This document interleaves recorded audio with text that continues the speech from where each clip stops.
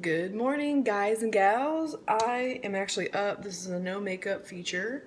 A little bit early today just so I can throw together some barbecue pulled pork before I get my day started.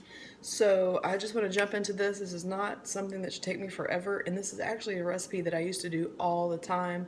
It was actually very good for like family get-togethers or anything like that because you can make it in advance, pull it, it stays hot easy in the crock pot. So let me get to going and I'll finish talking while we're on our way. First thing that this recipe is calling for is some olive oil in the bottom of your crock pot. I'm gonna skip that step because I'm actually going to put all my juices and flavors and seasonings together first, and then the oil just mixes in. It's just like there's no point of a non-stick at that point. So we're gonna pop right into this barbecue sauce. This is Sweet Baby Ray's, and this is a well-known brand, and I do have to admit that I'm really not a barbecue snob, and so even though this, has some following or some name behind it, I didn't buy it on purpose just because of I love the flavor of this one and this one only. Like, honestly, I like all barbecue sauces. I like spicy. This one just so happened to be at Aldi, and I bought it. So I wouldn't say that I will only use this one or I recommend this one. It's just the fact that I have it. And I'm going to find a spatula to get it out of there.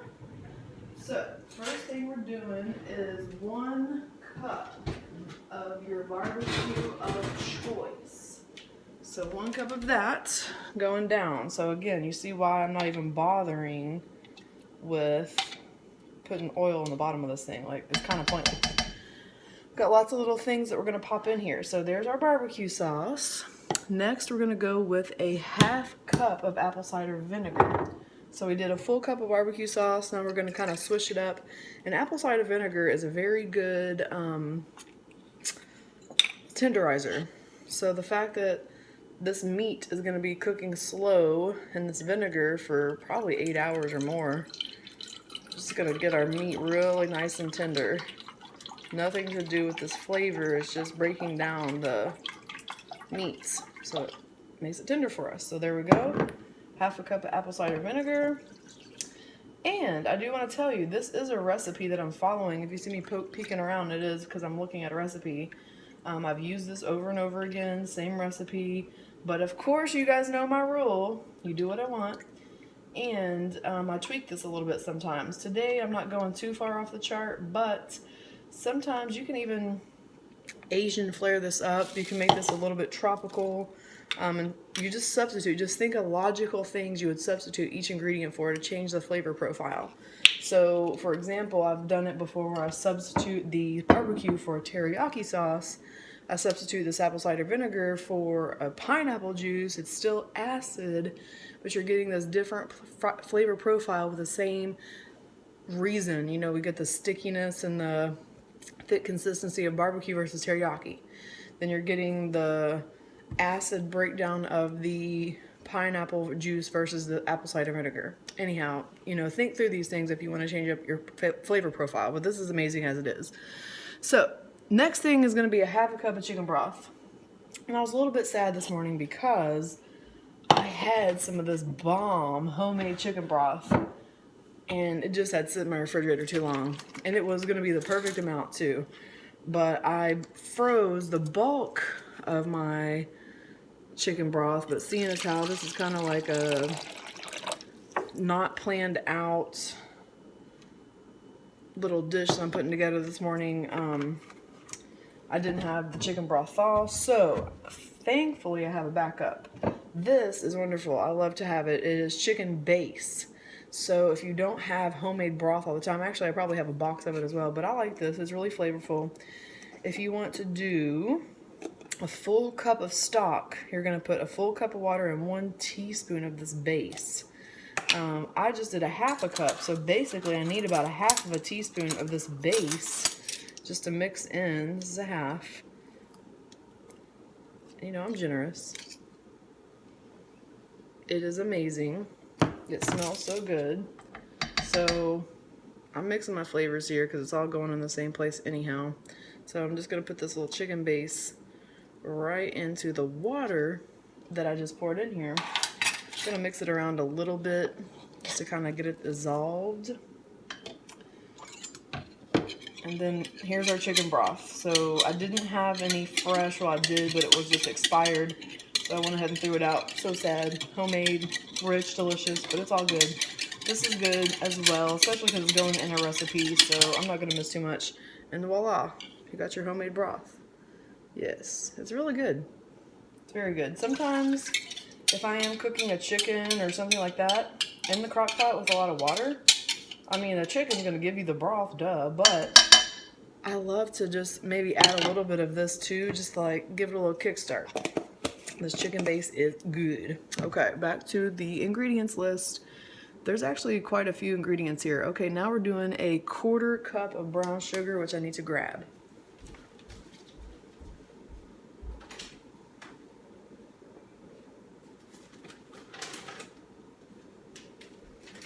So, got kind of a new bag of brown sugar. Going to get my measuring cups. And this is sweet, so just like we saw or talked about earlier when I was subbing out some ingredients, teriyaki sauce is sweet and it's sticky, the pineapple juice is sweet. So in that particular recipe, I might just not use this brown sugar because I don't need it. You could add a little bit of molasses or something if you needed it to get a little bit more sweet, but not over the top, because those other sub out ingredients just had that sweetness sugar that you needed. So there we go. 1/4 cup of brown sugar. Then okay, 1 tablespoon of yellow mustard. And I debated when I was pulling out my ingredients. I was like, am I going yellow or am I going brown? Because I really do love spicy mustard.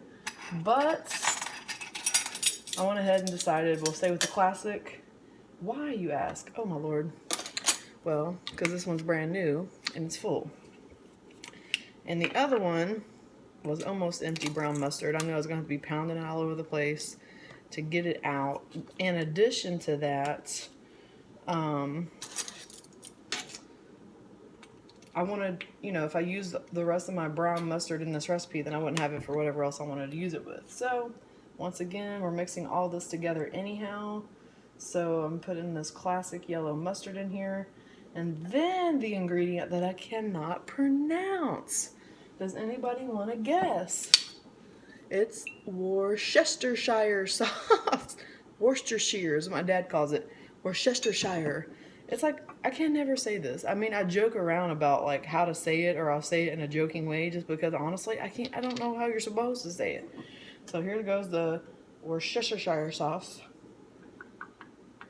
Worcestershire. Whatever. It's going in. In my Asian sub-out flavor, I would be putting soy sauce instead of the Worcestershire sauce. But there we go. 1 tablespoon. And another thing with me and Worcestershire sauce is that I never know if I have it. Dude, I just need to believe I always have it. Never buy it. But every single time I need to make a recipe with Worcestershire sauce, I buy it again. If I'm making trail mix, if I'm making some type of a meat dish that calls for it, it's like, oh, I don't know if I have that, so I buy it again. And it's like, dude, I have like 4 bottles of it. Okay, stop buying it. Now we're gonna get into, it says 1 extra large onion. This is actually about 3/4 of a big purple onion that I pre-chopped the other day. This was me doing my future self a favor. I was already in the middle of chopping some onions for another recipe, and I had an extra half onion. Now, I could have just went ahead and wrapped up that half onion whole and put it in the fridge and be done. But I'm like, dude, I'm already chopping. This onion is out here.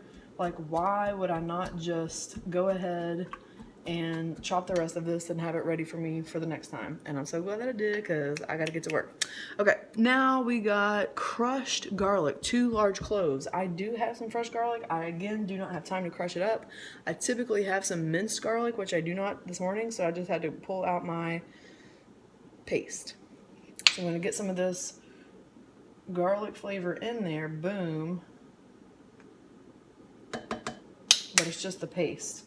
So I got that going. I'm gonna whisk all this together, my mustard, the garlic. Again, I just wish you guys could smell this. It's the bomb. The onions already smelling good. Okay, then I'm gonna get into some dry ingredients. So I have a tablespoon of chili powder. So we've talked about this chili powder before when I did my enchilada sauce. I buy it in bulk, especially for that recipe because it uses a lot. So 1 big tablespoon of chili powder. Then we're going to do 1.5 teaspoons of dry thyme. And I actually just brought some garlic powder out here as well. I'm just gonna shake around in here because I want a little bit of that extra flavor, and I put the paste in, not the fresh, so it's like, okay. Thyme, be careful with it. You know, I didn't really use thyme a lot most of my life. It's really kind of different. So most of the time in this recipe, I don't think I've ever used it before because I never had it. I've just recently started using thyme in my recipes. And it's kind of an acquired thing, but I'm gonna put it in there today because it's calling for it, and let's just see how it mixes it up. So I'm gonna pop you guys over here, let you see what I'm having going on down in here. Can you see that? Maybe I need to raise you up a little bit. Getting in there. All right, here we go. So I'm gonna go ahead, and this is the juice, this is everything, this is what my pork is gonna be cooking in all day long.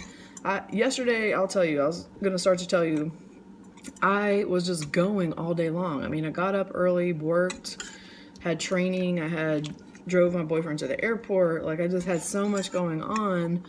By the time I got home, I had a phone conferences, and I just had some crackers as a snack, and that was it. Like, I actually never ate a meal yesterday, and that's not good. So I know if I have something cooked, I'm gonna eat it. So I need to just go ahead and make this happen before I get in the midst of my busy day. So this will be cooking all day long. I will be gone until this evening. It's low.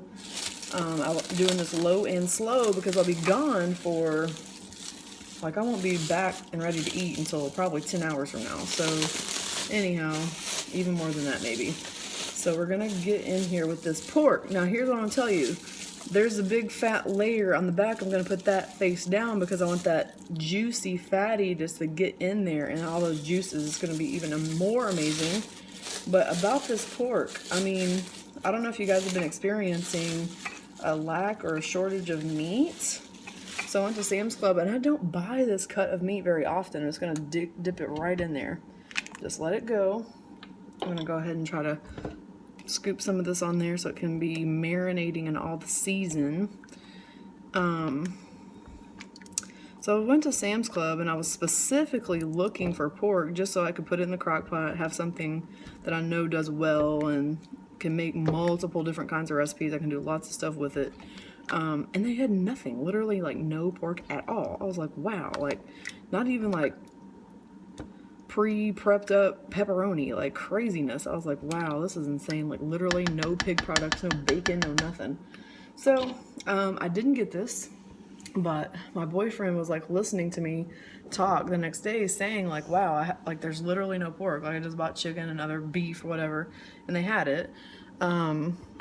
But he went back a few days later and found this like huge, like my arm span. It was probably like 3-foot long pork roast, like a pork tenderloin. I'm like, this is insane. So I cut it. You saw the size of that pork roast that I just put in here. Cut it into 3 separate sections. So I've gotten, excuse me, 3 pork roasts from that huge thing that he gave me. We made one already, and it was completely amazing. So now we got this on low and slow. It's just gonna be going all day long. So that is my barbecue pulled pork, and it's now time for me to go get to work. So my dinner is cooking at 7 o'clock in the morning, and we'll be enjoying it tonight. You guys have a good day. Like and subscribe to the channel, share it with friends, and enjoy.